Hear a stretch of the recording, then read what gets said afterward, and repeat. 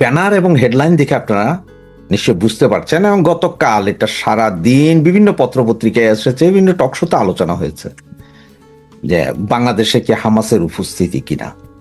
এই ব্যাপারটা আসলে ইন্ডিয়ার এনডিটিভি, প্রভাবশালী সংবাদ মাধ্যম এনডিটিভির সাথে ইসরায়েলের কূটনীতিক যিনি ইন্ডিয়াতে আছেন তার একটি কথায়, আপনারা সকলে জানেন ইরান কুয়েত যুদ্ধ, ইরান এবং ইরানে যে যুদ্ধ হচ্ছে এখন, ইসরায়েল এবং আমেরিকা যে যুদ্ধ, এটার কারণে এমনি সেই দেশে একটা মিডল ইস্টে পুরো আগুনময় অবস্থা।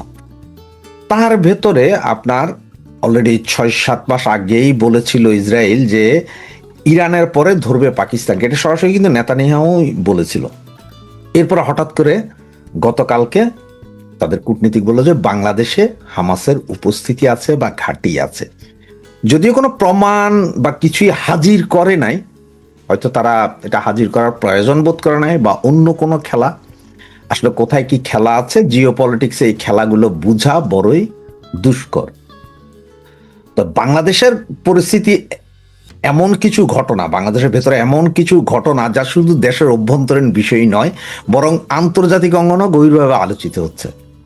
আপনাদের নির্ঘাত মনে আছে 2024 সালের 7ই সেপ্টেম্বর ঢাকায় অনুষ্ঠিত একটা বড় ধর্মীয় এবং রাজনৈতিক সমাবেশ তৎকালীন সময়ে বিতর্কের জন্ম দিয়েছিল। ওই অনুষ্ঠানে হামাসের নেতা খালেদ কুদ্দুমি ও খালেদ মিশেল, পাকিস্তানের বিশিষ্ট ইসলামিক চিন্তাবিদ মুফতি তাকি উসমান এবং পাকিস্তানের প্রভাবশালী ধর্মীয় ও রাজনৈতিক নেতা মৌলানা ফজলুর রহমান অংশ নেয়, এবং এটা বিভিন্ন সংবাদ মাধ্যমে প্রকাশিত হয়। এটা সারা দেশে তখন ব্যাপক আলোচনা হয়, কেন এইসব ধর্মীয় উগ্রবাদী নেতারা আসবেন। এরপরে আপনারা জানেন যে তেহরিকি তালিবান টিটিপির দুইজন প্রভাবশালী নেতা এবং যারা মানে খুব প্রভাব পাকিস্তানে, তারা দুইজনে আসে বাংলাদেশের বিভিন্ন বর্ডার অঞ্চল, বিভিন্ন মাদ্রাসা মসজিদে ঘুরে যান, যেটা নিয়েও তখন সমালোচনা হয়ে সরকার নিশ্চুপ ছিল। এছাড়া আফগানিস্তানের একজন মন্ত্রী পদমর্যাদার লোক, তিনি এসব বিভিন্ন মাদ্রাসায়, ঢাকা চট্টগ্রামের বিভিন্ন মাদ্রাসায় ঘুরে যান, এটা নিয়েও চুপ ছিল, কোনো কথা কেউ বলে নাই। তো এদের এই উপস্থিতিটা কিন্তু একটা প্রশ্ন, বিশাল প্রশ্নের জন্ম দিয়েছে। এখন আমাদের প্রশ্ন হচ্ছে যে বাংলাদেশ কি শুধুমাত্র একটা অনুষ্ঠানের আয়োজনের স্থান ছিল, নাকি এর পিছনে আরো কোনো বড় রাজনৈতিক কৌশল বা বার্তা বহন করছিল? কারণ সমালোচকদের মতে কি বলে, সমালোচকরা বলতেছে আন্তর্জাতিক বিতর্কিত বিভিন্ন রাজনৈতিক আদর্শিক গোষ্ঠীর সঙ্গে বাংলাদেশের নাম জড়িয়ে পড়লে তার কূটনৈতিক প্রভাব দীর্ঘমেয়াদী, দেশের জন্য কিন্তু ঝুঁকিপূর্ণ। কারণ এই মুহূর্তের যে রাজনীতিক, যে এশিয়া, আমেরিকা, ইউরোপ, মিডল ইস্টের যে রাজনৈতিক যে বলয় বা যে প্রভাব, যে উত্তেজনা চলছে, এটা কিন্তু কঠিন অবস্থা। একদিকে মধ্যপ্রাচ্যের চলমান সংঘাত, অন্যদিকে যুক্তরাষ্ট্র, ইসরায়েল, ইরান, চীন, রাশিয়া, ভারত পরস্পর মানে একজন আরেকজনের প্রতিদ্বন্দ্বী, একজন পারলে আরেকজনের টাইম মতো পেলে খেয়া ফেলাবে, এই অবস্থা। তো এই বাস্তবতায় বাংলাদেশের মতো একটা উন্নয়নশীল রাষ্ট্র, আমরা একটা উন্নয়নশীল রাষ্ট্র, আমাদের এই উন্নয়নশীল রাষ্ট্রে হঠাৎ করে এই ধরনের ব্যক্তিদের আগমন, আসা যাওয়া, মিটিং করা, এইটা কিন্তু আন্তর্জাতিক বিশ্ব ভালোভাবে চোখে দেখে না, এটা চোখে দেখে না। আবার অনেকে মনে করে কি, অনেকে মনে করে বাংলাদেশের অভ্যন্তরে এমন ব্যক্তিত্ব বা গোষ্ঠী প্রকাশ্য উপস্থিতি, যাদের কার্যক্রম আন্তর্জাতিকভাবে দেশকে বিতর্কিত করবে, ভবিষ্যতে দেশের ভাবমূর্তিকেও এবং কূটনীতির উপর প্রভাব বিস্তার করবে। আবার অনেক পক্ষ, অন্য পক্ষ বলতেছে কি, ব্যক্তি সংগঠন কোনো অনুষ্ঠানে অংশগ্রহণ করলে তা রাষ্ট্রের আনুষ্ঠানিক নীতির প্রতিফলন নয়, মানে এরা করছে কিন্তু এতে রাষ্ট্রের কি করার আছে বা না, একটা রাষ্ট্র এভাবে করতে পারে না। কারণ একটা রাষ্ট্র চলতে হয় বহির্বিশ্বে আরো অনেকগুলো দেশের সাথে, জিও পলিটিক্স বুঝতে হয়, এগুলো সব বুঝতে হয়। এগুলো কোনো কিছুরই বালাই ছিল না 24-এর 5ই আগস্টের পরে, যখন ইউনিসিও গভর্নমেন্ট আপনাদের মাথার উপরে এসে বসেছে, এবং এগুলো সব কিছুর দায় দায়িত্ব কিন্তু ইউনুসকেই নিতে হবে, এবং বর্তমানও যদি কন্ট্রোল না করে বর্তমান সরকারকে নিতে হবে। আর এইসব ঘটনা বিচ্ছিন্ন না, এটা বৃহৎ একটা প্রতারণার অংশ হইতে পারে, যেটা আমি আগে বলছি, সত্য, গুজব নাকি রাজনৈতিক প্রপাগান্ডা, এটা কিন্তু বিশাল জিনিস। এমনকি এমনকি আমরা এমন একটা সময়ের দিকে আগায় যাইতেছি, এমন একটা অবস্থার মধ্যে বাংলাদেশটা আগায় যাচ্ছে, যেটা এখন চতুর্দিকে আমাদের চতুর্দিকেই সমস্যা, সবার সাথে আমাদের সমস্যা, কারোর সাথে ভালো সম্পর্ক নাই। পাকিস্তানের সাথে সম্পর্ক ভালো করেন, এখানে এসে হামাস উপস্থিত হয়, এখানে এসে ইসরায়েলি গোয়েন্দা সংস্থা উপস্থিত হয়, এখানে এসে তেহরিক তালেবান উপস্থিত হয়, মানে একটা চরম খারাপ পরিস্থিতি। আর আমরা যদি ইতিহাস থেকে যদি শিক্ষা নেই, তাহলে সেটা হচ্ছে সবচেয়ে ভালো কথা। আজকে হয়তো ওদের অ্যাম্বাসেডার বা কূটনীতিক যিনি আছেন, উনি বলছেন, উনি প্রমাণ দেন না, উনি বলছেন পাকিস্তান এবং বাংলাদেশের নামটা নিয়েছেন। আপনাদের নিশ্চয়ই স্মরণ আছে, যেমন ইরাকে মাস ডিস্ট্রাকটিভ ওয়েপেন বা পারমাণবিক অস্ত্র বানাচ্ছে, পারমাণবিক অস্ত্র আছে, এইসব বলে আক্রমণ হয়েছিল। আফগানিস্তানে আক্রমণ হয়েছে, সিরিয়াতে আক্রমণ হয়েছে, এখন ইরানে আক্রমণ হচ্ছে। এগুলো সব কিন্তু আগে প্লট তৈরি করা হয়, 2, 4, 5, 10 বছর ধরে প্লট তৈরি করা হয়। সেই প্লটকে আমরা পড়ছি কিনা? আমরা অলরেডি জানি যে বাংলাদেশের একটা অংশ, ভারতের কিছু অংশ, মায়ানমারের কিছু অংশ নিয়ে একটা ইহুদি রাষ্ট্র গঠন করা হবে বা খ্রিস্টান রাষ্ট্র গঠন করা হবে, এরকম কথাগুলো কিন্তু শুনছি। এবং এটার গুঞ্জন আছে এদিক ওদিক, এই গুঞ্জনগুলো কিন্তু নতুন না, এগুলো আজকে 2 বছর ধরে আমরা কন্টিনিউয়াসলি শুনে যাচ্ছি।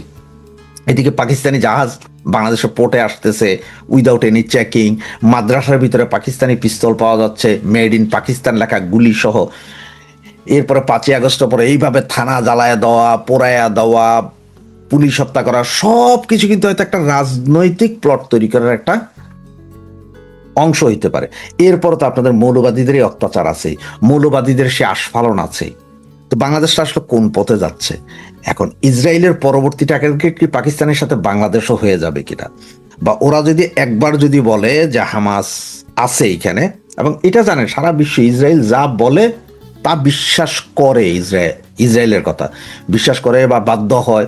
তা মোসাদ পৃথিবীর 1 নাম্বার 1 গোয়েন্দা সংস্থার মোসাদ, তাদের ইনফরমেশন ভুল হয় না, আজ পর্যন্ত কোথাও ভুল হইতে দেখিনি। তারা যখন এটা বলতেছে বা করতে চান, ইসরায়েল কি আসলে এখানে, ইসরায়েল বা আমেরিকা কি খ্রিস্টান বা ইহুদি রাষ্ট্র গঠনের জন্য চিন্তা করছে, নাকি অন্য কোনো খেলা আছে, নাকি মায়ানমারের সেই আপনার আর্ট যেটা আছে, মায়ানমারের যেটা সবচেয়ে কস্টলি এবং যে সামগ্রীগুলো আছে, এগুলো উত্তোলনের জন্য এই ঘটনা কি হইতেছে তা বুঝি না, কিন্তু আমাদের ঠেলা দিল ইউনুস এবং এই জামায়াত। তারা, আপনারা জানেন যে হামাস আর জামাতের মধ্যে কিন্তু মিল আছে। হামাস হচ্ছে যে মুসলিম ব্রাদারহুডেরই একটা অংশ, আবার তাদেরকে সমর্থন করে কারা? এ জামাতে ইসলামরা। আসলে যে কোন দিকে দেশটা যাচ্ছে বা যাবে তা হয়তো সময় বলে দিবে। তবে এই কূটনীতিক বলা, আজকে হয়তো উনি বলছে, কালকে আরো কয়েকজনে বলবে, আসলে এটা আমাদের জন্য যে একটা বিপদ সংকেত এবং আমরা যে বড় বিপদের দিকে এগিয়ে যাচ্ছি সেটার দিকেই দৃষ্টি দিচ্ছে, সেটার দিকেই আপনাকে ফিঙ্গারপ্রিন্ট করে দিচ্ছে যে আপনি দেখতে থাকেন। সুতরাং চোখ কান খোলা রাখেন, দেখেন কি হয়। ছায়ানট, উদিচি, ডেইলি স্টার, প্রথম আলো, এগুলো নাকি রয়ের আখড়া। শিরোনামটা আপনারা দেখেছেন, আবারও বলছি শিরোনাম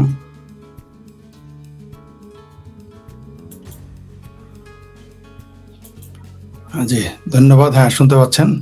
জি ধন্যবাদ আপনাদের।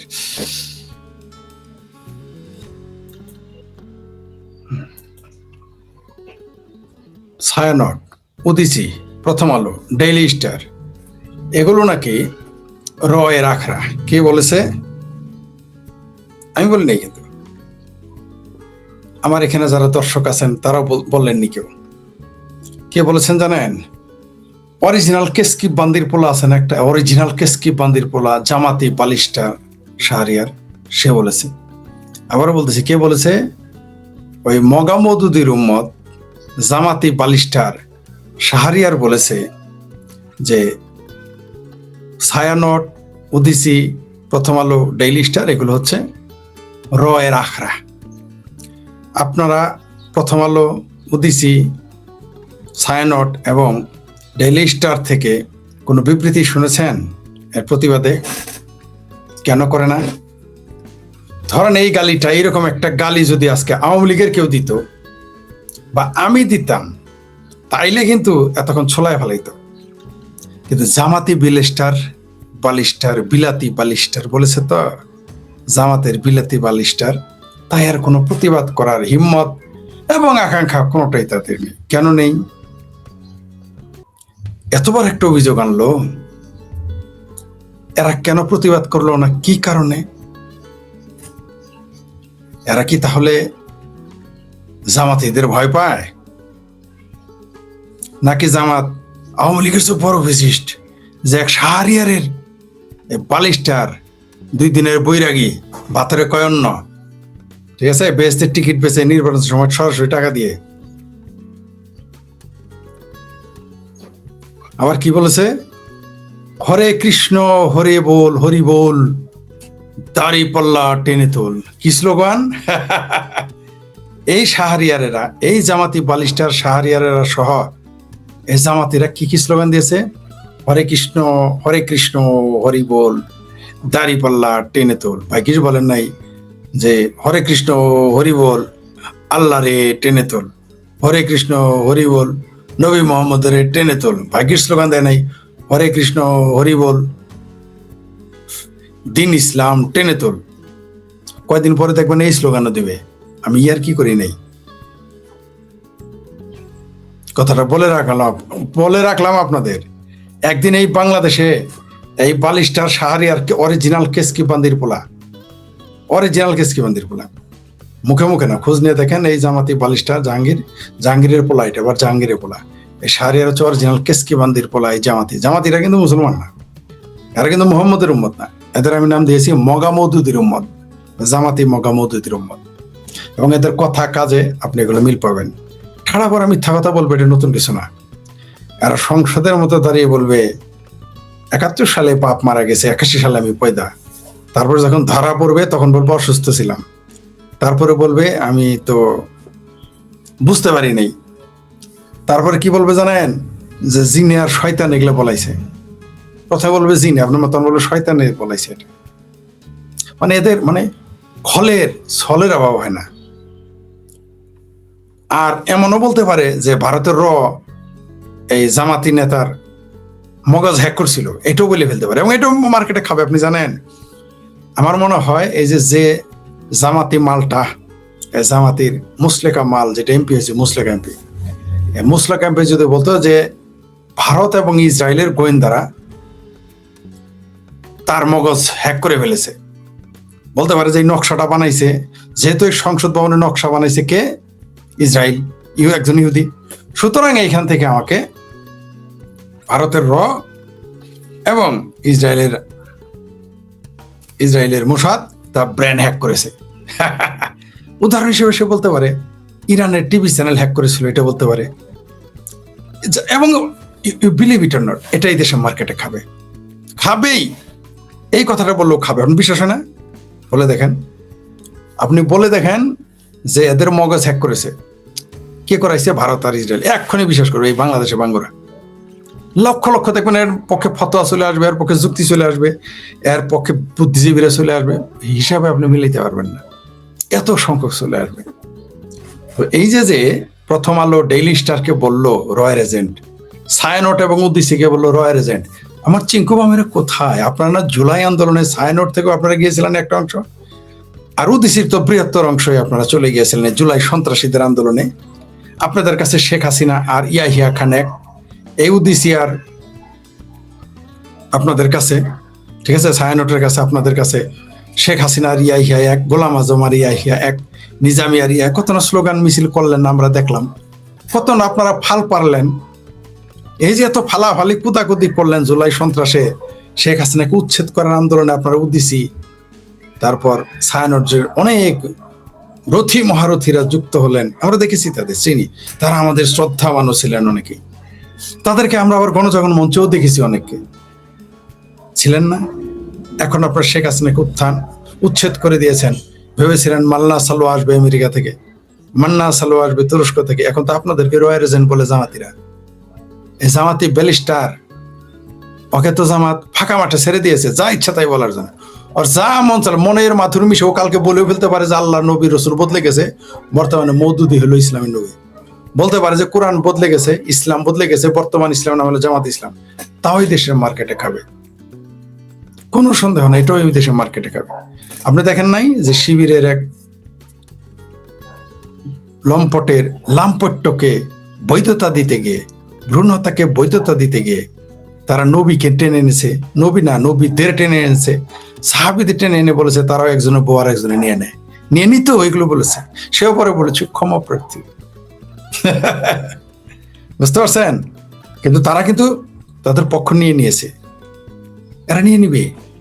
এই যে যে জামাতের শাহরিয়ার, এই বালিশটার শাহরিয়ার, হরে কৃষ্ণ হরে বল, দাড়ি ভাল্লা টেনে তোল, এরপরে দেখবেন আরেক বালিশটার আসবে বা আরেক ডাক্তার সাহেব আসবে বা জামাতের আরেক নেতা এসে বলবে হরে কৃষ্ণ হরে বল, আল্লাহ খুদা টেনে তোল। আরেক নেতা এসে বলবে হরে কৃষ্ণ হরে বল, কোরআন কোরআন সুন্নাহ টেনে তোল, নবী মুহাম্মদের টেনে তোল। কানারে ডুবে গেছে তাদের ভাষায়, ডুবে নাই, এরাই ডুবাইছে ইসলামের। এই যে ইসলাম, আল্লাহ, খোদা, মুসলমান, কোরআন, হাদিস, এদেরকে কে ডুবাইছে? এই জামাতেরই ডুবাইছে এবং আর ডুবাচ্ছে। তারপরে তখন ওই হরে কৃষ্ণ হরে বল, এই যে রামের মূর্তির বিরোধিতা করতেছে না, একদিন দেখবেন পলাশবাড়ি রামের মূর্তি জামাতের করে দিবে। আপনি লিখে রাখেন আমার কথা, দিন শেষে এরাই করে দিবে। তারপরে বলবে হরে কৃষ্ণ হরে বল, রামের মূর্তি বড় করে তোল। এই স্লোগানও কয়দিন পরে দিবে, আপনি নিশ্চিত থাকেন, দিবেই এই স্লোগান। আমার কাছে এখন এই মুহূর্তে আমার কথাটা আপনার কাছে হাস্যকর মনে হতে পারে। যেমন আপনাদের আমি বলেছিলাম, আজ থেকে কয়েক বছর আগে বলেছিলাম যে কলকাতায় একদিন পারমাণবিক হামলা করবে পাকিস্তান। আমার যারা আশেপাশে ছিল, আমার প্রকৃত শুভাকাঙ্ক্ষী, সবাই হাসাহাসি করতো। কিছুদিন আগে কিন্তু পাকিস্তানের এক মন্ত্রী বলছে কলকাতায় পারমাণবিক হামলা করবে। আর আজকের নিউজ তো আপনারা শুনেছেন যে তাদের সাবমেরিন চলে আসতেছে বঙ্গোপসাগরে। মিলে গেছে আমার হিসাব, কোনো সন্দেহ নাই। এইভাবে মিলবে তা আমি জানি না, কিন্তু আমার কেন যেন মনে হয়েছিল, বলেছিলাম মিলে গেছে, তো আরো মিলে যাবে, আর অনেক কিছু মিলে যাবে। আপনারা আমাকে যা ইচ্ছা তাই মনে করতে পারেন, আপনারা আমাকে যা মনে চায় তাই বলেন, আমি আমার কথা আমি বলে যাচ্ছি। মানলে তাল গাছ, না মানলে বুঝে নেন কি গাছ, কিছু করার নাই। আমি আপনাদের সতর্ক করে যাচ্ছি, আপনারা সতর্ক হবেন না, এটা আপনাদের ব্যাপার। হইলে ভালো, না এরা আলো ভালো, ঠেলা খাবেন, ঠেলা খাওয়ার পর আমার কথা মনে হবে, সেটা অন্য প্রসঙ্গ। এই যে জামাতি মালারা যেভাবে প্রথম আলো ডেইলি স্টারকে গালি দিল, তার বিরুদ্ধে একটা টুসব প্রতিবেদন করেছে, এটা প্রতিবাদ করলো না কেন? অথচ এই জামাত, এই ডেইলি স্টার কিন্তু এই দেশের জঙ্গিবাদ তারাও ছড়িয়েছে, জঙ্গিবাদীদের তারা আস্কারা দিয়েছে, এখনো দিচ্ছে, কিন্তু রয়ের দালাল হয়ে গেল। ছায়ানট উদিসি অধিকাংশ, মানে যদি 100 জন উদিসি করে, তার 80 জন এবার ছিল এই জুলাই সন্ত্রাসী আন্দোলনে সম্পৃক্ত। তাদের নাম সব আপনাদের বলে দিতে পারবো। ছায়ানটের 50% এই আন্দোলনে জড়িত ছিল, এই জুলাই সন্ত্রাসী আন্দোলনে। অথচ ছায়ানট উদিসি সবসময় আওয়ামী লীগের সুবিধাপ্রাপ্ত ছিল, আর চাপা যতই মারেন আমি কিন্তু জানি, অধিকাংশ সুবিধাপ্রাপ্ত ছিল। মিডিয়াতে এদের প্রকাশ দেওয়া হয়তো। বাংলাদেশের 52টি প্রাইভেট চ্যানেল চিনে না কেউ তাদের। ওই যে একজন আছে, ওই যে বায়ে মরণে ডাইনে সিগন্যাল দেওয়া, বায়ে সিগন্যাল দেওয়া ডাইনে চলে যাওয়া সাকি তো এখন মন্ত্রী এমপি, এদের আস্কারা দিয়ে দিয়ে প্রকৃতপক্ষে যারা ছিল তাদেরকে মিডিয়াতে কমে আনা হয়েছে, যারা এদেশের পক্ষে, তাদেরকে গুরুত্ব দেওয়া হয়নি। এখন দেখেন সালনাই কুত্তার নাম বাঘা, সত্যি সালনাই কুত্তা, তারা বাঘা হয়ে গেছে এখন এই মিডিয়ার কারণে। তো এখন কোথায় এই যে আরেকটারে বানাইতেছে, এই যে মানে সংসদে একদল আছে, আরেক দল মসজিদে আছে, আরেক দল মিডিয়াতে, এই যে টাকলা ফুয়াদ দেখবেন একটা, তার 2টা লোক নাই, সে আছে, আর মঞ্জু আছে সভাপতি, সেটা আর কাউকে কেউ চিনে না, এদেরও কেউ চিনে না। আরেকটা হলে শাহরিয়ারকে ছেড়ে দিয়েছে টাকলা, আরেক কেসকি বান্দির পোলা নাটোরের একে ছেড়ে দেওয়া হয়েছে। এই শাহরিয়ারকে যা ইচ্ছা তাই বলে যাচ্ছে, যা মনে চাই তা, সত্য মিথ্যা যা মনে চায় বঙ্গবন্ধুকে নিয়ে বলতেছে, যা ইচ্ছা তাই বলতেছে। হাস্যকর ব্যাপার। মুক্তিযুদ্ধ নিয়ে, রবীন্দ্রনাথ নিয়ে, ভারত নিয়ে যা মন চায় তাই বলে। মানে অরিজিনাল কেসকি বান্দির পোলা এবং অরিজিনাল পেয়ারা পাকিস্তানের, অরিজিনাল জিন্নার বংশধর, অরিজিনাল পাকিস্তানের নিয়াজির রক্ত, অরিজিনাল কেসকি বান্দির পোলা, অরিজিনাল পাখি বীজ। একজন অরিজিনাল পাখি বীজ যা যা বলা দরকার, শাহরিয়ারকে ওটা ছেড়ে দিয়েছে। ধরেন আওয়ামী লীগ ক্ষমতায় আসলো, আমাদেরকে এভাবে ছেড়ে দিবে? আমরা জানি তখন আমাদের মিডিয়াতে ডাকবে না, মিডিয়া আমাদের এত সুযোগ দিবে না, আমরা জানি। এখন তো দিবেই না, কারণ এখন দিলে তো মিডিয়ার আবার কালো দাগ পরে যেতে পারে, লাল দাগ পরে যেতে পারে, হামলা হতে পারে। কিন্তু এই যে এদের বলতেছে রয়ের দালাল, এতে কিছু যায় আসে না। ওদিসি কেউ দেখেন, আমি আবারও বলি, ধরেন ছাত্রলীগের রব্বানি বললো যে এরা তো পাকিস্তানের দালাল, ওদিসি, যে ওদিসি ওদিসি চায়নার দালাল বা আমেরিকার দালাল, বা সায়নট আমেরিকার দালাল, চায়নার দালাল, বা পাকিস্তানের দালাল, তুরস্কের দালাল বললো। যদি এটা ছাত্রদলের মনে করেন যে কেউ ছাত্রলীগের কেউ বলতো, যুবলীগের কেউ বলতো, স্বেচ্ছাসেবক লীগের কেউ বলতো, তখন দেখতেন এরা মিছিল শুরু করে দিত, আর শেখ হাসিনার প্রতিকৃতিতে জুতার মালা দিত, ঢেলাইতো, বঙ্গবন্ধুরও গালি দেওয়া শুরু করতো। আর ছাত্রলীগের আমেরিকা থেকে বাম কিন্তু থাকে কই আমেরিকা, বাম কিন্তু থাকে কই ইউরোপ, বাম কিন্তু থাকে কই অস্ট্রেলিয়া, সেখান থেকে প্রতিবাদ করা শুরু করে দিত। এই যে দেখো ছাত্রলীগ কত খারাপ, এই যে দেখো যুবলীগ কত খারাপ, যা মুখে চাই তাই বলতো, একটু চিন্তা করতো না। কিন্তু এখন এটা জামাতের পেইট, পাকিস্তানের পেইট, তুরস্কের পেইট বলতেছে, কোনো সমস্যা নেই। মানে এদের যদি পেয়ারা পাকিস্তানের গালি দেয় এদের খারাপ লাগে না। নইলে এতক্ষণ দেখতেন সাম্রাজ্যবাদ, ভারতের দালালেরা এগুলো বলতেছে, সাম্রাজ্যবাদী আওয়ামী লীগেরা এগুলো বলতেছে, ভারতের সাম্রাজ্যবাদ, ভারতের আধিপত্যবাদ, এখন পাকিস্তানের আধিপত্যবাদ, তুরস্কের আধিপত্যবাদ, আরবের আধিপত্যবাদ নিয়ে বলে না। এদের এখন গালি দিতেছে, তারপরেও খুব ভালো লাগতেছে, কোনো সমস্যা নেই, কোনো সমস্যা নেই। এদের যে দালাল বলে গালি দিল, কোনো সমস্যা নেই, কোনো আপত্তি নেই। শুধু ছাত্রলীগেরই না, ছাত্রলীগের রব্বানি, ছাত্রলীগের সাদ্দাম, ছাত্রলীগের নাজমুল যদি বলতো না, বা আওয়ামী লীগের কোনো এমপি মন্ত্রী বলতো, তাহলে এতক্ষণ দেখতেন এরা একের বাইতুল মুকাররম করে ফেলতো, তারপরে আপনার পল্টন ময়দান গরম করে ফেলতো, টেলিভিশনের টকশো গরম করে ফেলতো, শাহবাগ গরম করে ফেলতো বামেরা। কিন্তু এখন দেখেন কেউ কথা বলতেছে না, না প্রথম আলো, না ডেইলি স্টার, না ছায়ানট, আমাদের প্রিয় ছায়ানট, না আমাদের প্রিয় ওদিসি, কেউ কিছু বলতেছে না। কারণ কি? কারণ কেউ বলেছে জামাতি মাল বলেছে, এদের কোনো আপত্তি নেই। এরা হলো সেই ওদিসি, সেই প্রথম আলো, সেই ডেইলি স্টার, সেই ছায়ানট, যাদের সামনে বলে যে জামাতের সমালোচনা করা ফ্যাসিজম, কিন্তু আওয়ামী লীগ নিষিদ্ধ করা হইলো, ভারতের আধিপত্য, এটা ঠিক আছে। এটাই হচ্ছে তারা। দেখ, আমরা এবার শেষ করে দেই। অল্প কিছু মন্তব্য নেই। হ্যাঁ, আই ক্যান আরু, থ্যাংক ইউ, আসসালামু আলাইকুম ফরিদ ভাই, শোনা যাচ্ছে, ধন্যবাদ, জয় বাংলা, নাম বলছে অল কাইন্ড অফ, ফরিদ ভাই শোনা যাচ্ছে, ফরিদ ভাই ক্লিয়ার, থ্যাংক ইউ। আমরা এর দেশে কিভাবে চলবে নাকি যুদ্ধ করার স্বাধীনতা? মনে হয় মুখোমুখি হবে মুক্তিযুদ্ধের পক্ষের আর বিপক্ষের মানুষ। চোর খেদাইছি, ডাকাত এসেছে, ডাকাত দেখা দেব। হ্যাঁ, many thanks for your rights news always asking. কি পার্থবার, তারপর কি ঠিকই ফরিদ ভাই সত্য বলেছেন, মুনাফিক, জোচ্চোর, বদমাইশ, এইসব ব্যারিস্টার সাহেবের। জি, ধন্যবাদ।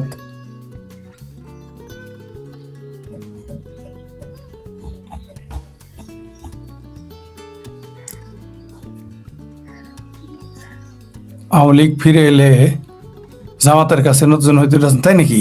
কি বলেন আপনি? কে লিখেছেন? ফারজানা হাসানাত। এটা করা ছাড়া বাংলাদেশে কোন রাজনৈতিক দলের কোমরে এত জোর নেই যে রাজনীতি, তাই নাকি? আচ্ছা, দেখা যাক কি হয় আগামীতে, আওয়ামী লীগ আসলে। ভাই, আপনার হোয়াটসঅ্যাপ নাম্বার SMS করা যায় না কেন? কে বলছে করা যায় না? আমার হোয়াটসঅ্যাপ নাম্বার SMS করেন, সবাই করে, আপনি পারবেন না তাহলে কেমনে? হোয়াটসঅ্যাপ নাম্বার তো দেওয়াই আছে, SMS করেন। আপনার মোবাইলের সমস্যা থাকবে, ইসকনকে এটাতে, ভাই আমি তো ইসকনের কথা বলতেছি না। ইসকনকে পুরুষতান্ত্রিক মনে হয়? পৃথিবীর কোন ধর্ম পুরুষতান্ত্রিক? নাহলে কি বলেন আপনি? ইসকনকে খালি পুরুষতান্ত্রিক মনে হয়? তার আমার চিনে যাচ্ছে, যাবে তো, এটাই তো যাওয়ার জায়গা তার। চিনে না গেলে তো চাকরি থাকবে না। কেমন আছেন? ভালো আছি। হোয়াটসঅ্যাপ নম্বর দেওয়া আছে ভাই, দেওয়া আছে আমার হোয়াটসঅ্যাপ নম্বর, আরেকবার দিই,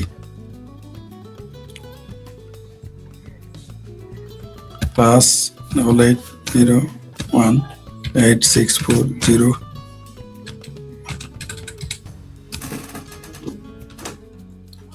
নির্মাণে ওরি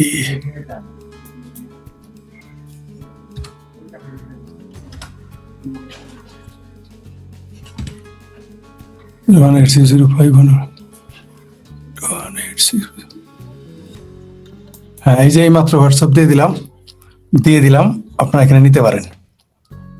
হোয়াটসঅ্যাপ নাম্বার দিয়ে দিছি, কি বিধান মন্ডল, যে দিয়ে দিছি ভাই। এ সাল নাম্বার নিয়ে কিছু, ওটা যখন জামাতের ব্যাংক নিয়ে বলবো তখন বলবো।